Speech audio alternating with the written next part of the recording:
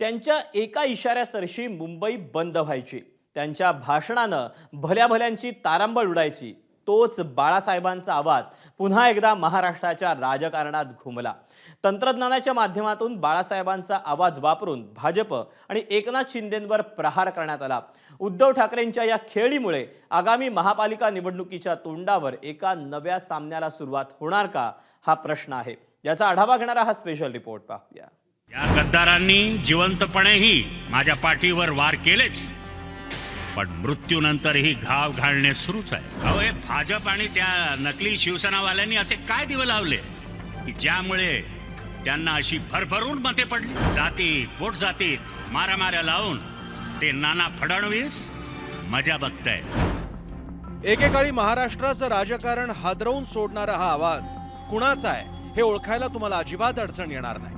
आगामी महापालिकेच्या तोंडावर हाच बुलंद आवाज लोकांसमोर आणण्याची चाणाक्ष खेळी ठाकरेंच्या शिवसेनेनं केली आहे. नाशिकमधल्या निर्धार मेळाव्यात चक्क बाळासाहेबांचं भाषण झालं, तेही राज्यातल्या ताज्या घडामोडींवर. तंत्रज्ञानाच्या माध्यमातून बाळासाहेबांच्या आवाजात महायुतीचा समाचार घेण्यात आला. सध्याच्या परिस्थितीवर बाळासाहेबच लोकांशी संवाद साधतायत असा आभास निर्माण करण्यात आला. सर्वात आधी भाजपला महाराष्ट्रात मोठं होण्यासाठी शिवसेनेनं केलेल्या उपकाराची जाणीव करून देण्यात आली. कमळाबाई म्हणजे एक ढोंग आहे, ढोंग. भारतीय जनता पक्षाला महाराष्ट्रात काय, अरे देशात कोणी ओळखत नव्हते तेव्हा आम्ही त्यांना खांदा दिला. खांदा म्हणजे आधाराचा हो.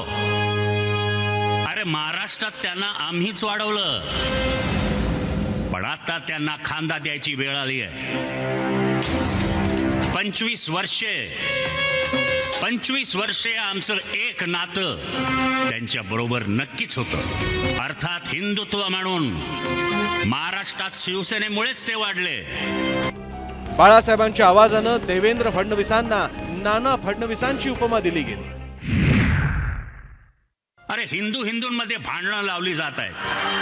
जातीत पोट जातीत मारामाऱ्या लावून ते नाना फडणवीस मजा बघतायत. पण एक गोष्ट ठासून सांगतो, तुमचे 100 बाप खाली उतरले तरी शिवसेनेचं अस्तित्व तुम्हाला संपवता येणार नाही. शिंदेच्या शिवसेनेची गद्दार अशी संभावना करताना बाळासाहेबांच्या आवाजात भावनिक वातावरण निर्माण करण्याचा प्रयत्न करण्यात आला. अहो, ते गद्दार गेले ते गेले. त्यांच्या स्वाभिमानाच्या गोवऱ्या सोनापुरात गेल्या. त्यांना पैसा, अडका, मंत्रिपदाच्या वतनदाऱ्या आज मिळाल्यात हो. पण इतिहासात तुमची नोंद फितूर आणि महाराष्ट्राचे गद्दार म्हणूनच राहणार. गंगेत किती डुबक्या मारल्यात तरी हे पाप आणि हा गद्दारीचा डाग धुतला जाणार नाही. या गद्दारांनी जिवंतपणेही माझ्या पाठीवर वार केलेच, पण मृत्यूनंतरही घाव घालणे सुरूच आहे. फोडाफोडीवर प्रहार करत शिंदेच्या शिवसेनेला नकली सेना असं हिणवण्यात आलं. आता या निवडणुकीत काय झालं, विधानसभेचं म्हणतोय. जो निकाल लागला तो तुम्हाला मान्य आहे का? इथे बडगुजर, वसंत गीते, तिकडे निफाडला आपला अनिल कदम, घोलप यांचे चिरंजीव योगेश राबले. लोकांची कामे केली.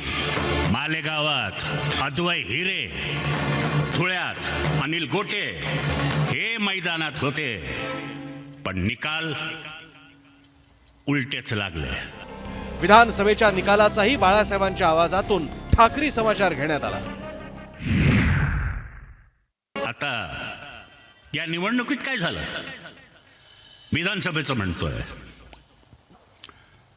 जो निकाल लागला तो तुम्हाला मान्य आहे का? इथे बडगुजर, वसंत गीते, तिकडे निफाडला आपला अनिल कदम, घोलप यांचे चिरंजीव योगेश राबले. लोकांची कामे केली.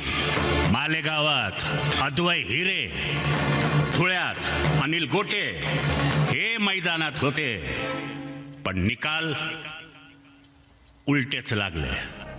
एका दिग्गज व्हॉइस ओव्हर आर्टिस्टनं हा आवाज दिल्याची माहिती आहे. शिंदेच्या शिवसेनेला उद्धव ठाकरेंचा हा प्रयोग कसा वाटला ते पाहूया.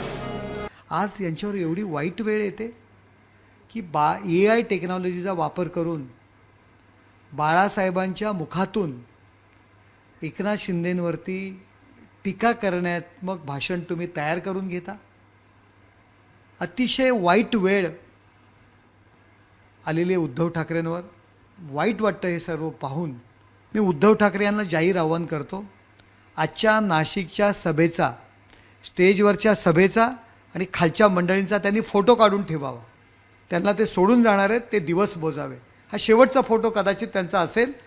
विधानसभेतल्या दारुण पराभवानंतर उद्धव ठाकरेंसमोर आता महापालिका निवडणुकांचं आव्हान आहे.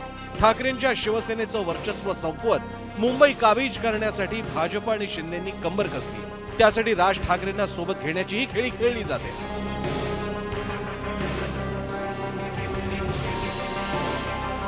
तर दुसरीकडे दिवसेंदिवस एक एक शिलेदार गमवावा लागत असलेल्या उद्धव ठाकरेंना शिंदे आणि भाजपचा मुकाबला करण्यासाठी दिवंगत बाळासाहेबांचा आधार घ्यावा लागतोय.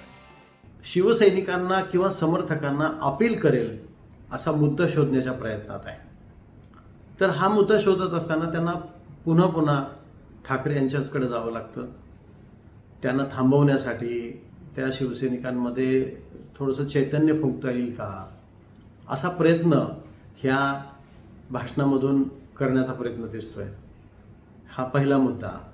आणि यात त्यांना किती यश मिळतं किंवा हा प्रयोग त्यांना पुढं सातत्याने करता येईल का हे सुद्धा पाहणं तितकंच औत्सुक्याचं ठरणार आहे.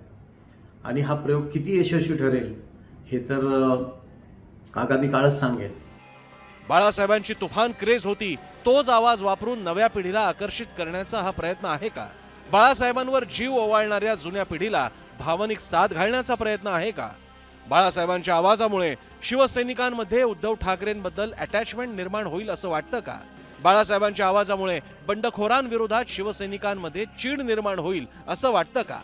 बाळासाहेबांच्या आवाजामुळे शिवसेनेचे कार्यकर्ते पुन्हा ठाकरेंकडे वळतील असं वाटतं का? वर्ष 2012 मध्ये बाळासाहेबांचं निधन झालं. बाळासाहेबांच्या निधनानंतर 13 वर्षांनी तंत्रज्ञानाच्या मदतीनं त्यांच्या आवाजाचा राजकारणात वापर केला जातोय. त्यावरून उद्धव ठाकरे टीकेचे धनी होण्याची शक्यता आहे. दुसरी गोष्ट म्हणजे बाळासाहेबांचे खरे राजकीय वारसदार आम्हीच असा दावा करणारे एकनाथ शिंदे तेच तंत्रज्ञान वापरून उद्धव ठाकरेंना उत्तर देण्याची शक्यता नाकारता येत नाही. त्यामुळे महाराष्ट्राच्या राजकारणात आवाज कुणाचा यावरून नवा सामना रंगण्याची शक्यता आहे. ब्युरो रिपोर्ट, एबीपी माझा. एबीपी माझा, उघडा डोळे बघा नीट.